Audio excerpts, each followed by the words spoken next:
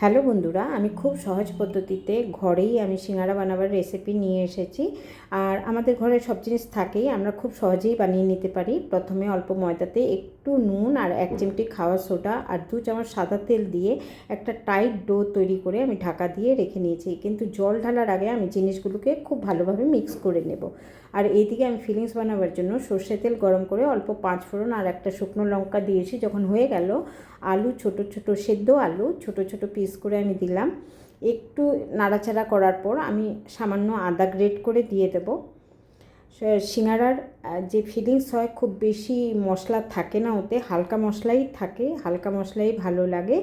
এরপর আমি এক এক করে জিনিসগুলো দেব। আমি জিরে ভেজে গুঁড়ো করে রেখেছিলাম, সেই জিরে পাউডার দিলাম। আর এবার লঙ্কা গুঁড়ো দেব, একটু ঝাল ঝাল হবে, সামান্য লঙ্কা গুঁড়ো দেব। একটু গরম মশলা গুঁড়ো দেব যাতে সুন্দর একটা স্মেল আসবে। এদিকে 5 ফোড়নেরও স্মেল আছে। সামান্য গরম মশলা দিলাম। এবার একটু নুন দেব, নুন দিয়ে একটু জল দেব, এত শুকনো হবে না, সামান্য নুন দিলাম। আর খুব অল্প জল দেব যাতে শুকিয়ে যাবে পুরো জলটা। জল দিলে কি হবে, মশলাগুলো খুব ভালোভাবে আলুর সাথে মিক্স হবে, নুনটাও খুব ভালোভাবে মিক্স হবে। এর জন্য সামান্য জল দেব, খুবই সামান্য। কটা বাদাম দিলাম, কটা কিশমিশ দেব। কিশমিশ তোমাদের ইচ্ছা হলে দিও, না হলে দিও না। আমার বেশ ভালো লাগে বাদাম আর কিশমিশ সমোসাতে, এর জন্যই দিয়েছি। মটরশুঁটি থাকলে মটরশুঁটিও দিতে পারো।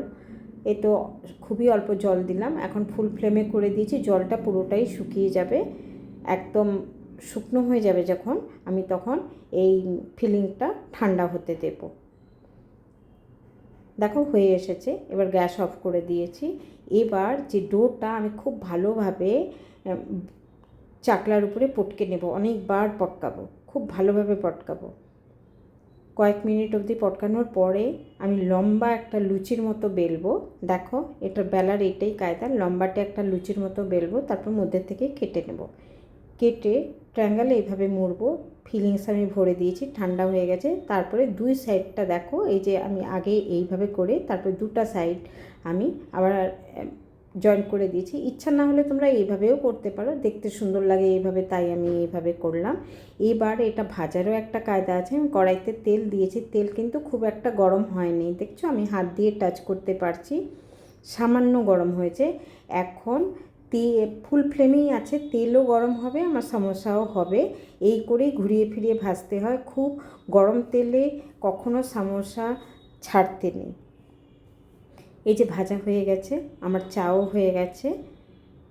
তোমরা এভাবে বানিয়ে একবার খাও, ভালো লাগলে লাইক কমেন্ট শেয়ার নিশ্চয়ই।